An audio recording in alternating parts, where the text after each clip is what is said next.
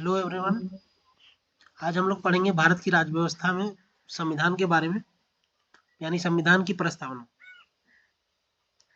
सर्वप्रथम अमेरिकी संविधान में प्रस्तावना को सम्मिलित किया गया था, यानी अमेरिकी संविधान में सर्वप्रथम प्रस्तावना को सम्मिलित किया गया था। इसके बाद अन्य देशों ने अपनाया, उसमें भारत भी है।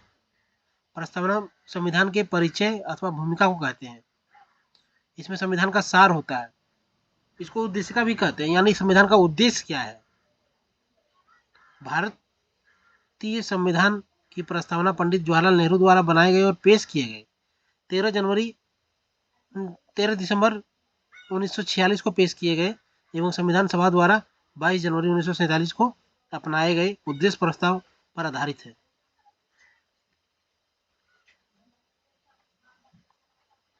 प्रस्तावना में एकमात्र बार संशोधन हुआ है, इसमें जिसको 42वां संशोधन कहते हैं। 42वां संशोधन 1946 में हुआ था, जिसको मिनी संविधान के नाम से भी जाना जाता है। 42वां संशोधन द्वारा संशोधित किया गया, जिसमें इसमें 3 शब्द जोड़े गए। प्रस्तावना में अलग से मूल प्रस्तावना में जो था उसमें 3 शब्द जोड़े गए, समाजवादी, धर्मनिरपेक्ष और अखंडता शब्द सम्मिलित किए गए हैं। संविधान की प्रस्तावना जो है वो निम्नलिखित प्रकार से है। हम भारत के लोग भारत को एक संपूर्ण बहुसंपन्न समाजवादी धर्मनिरपेक्ष लोकतांत्रिक गणराज्य बनाने के लिए और इसके समस्त नागरिकों को सामाजिक, आर्थिक, राजनीतिक न्याय, विचार, अभिव्यक्ति, धर्म, विश्वास व उपासना की स्वतंत्रता, प्रतिष्ठा, अवसर की समता प्राप्त कराने के लिए तथा व्यक्ति की गरिमा और राष्ट्र की एकता तथा अखंडता सुनिश्चित करने वाला बंधुत्व बढ़ाने के लिए दृढ़ संकल्पित होकर अपनी इस संविधान सभा में आज दिनांक 26 नवंबर 1949 को एतद द्वारा इस संविधान को अंगीकृत, अधिनियमित और आत्मार्पित करते हैं।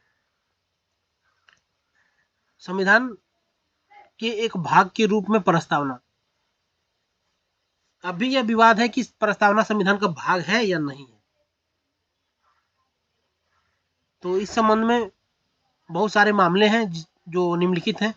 बेरुवाड़ी संघ मामला 1960, जिसमें उच्चतम न्यायालय ने कहा है कि प्रस्तावना संविधान का भाग नहीं है, यानी बेरुवाड़ी संघ में यह कहा गया कि प्रस्तावना संविधान का भाग नहीं है। केशवानंद भारती बनाम केरल राज्य 1973, जिसमें उच्चतम न्यायालय ने पूर्व व्याख्या को अस्वीकार कर दिया और यह व्याख्या दी कि प्रस्तावना संविधान का भाग है। यानी केशवानंद भारती मामले में यह कहा गया कि प्रस्तावना संविधान का भाग है।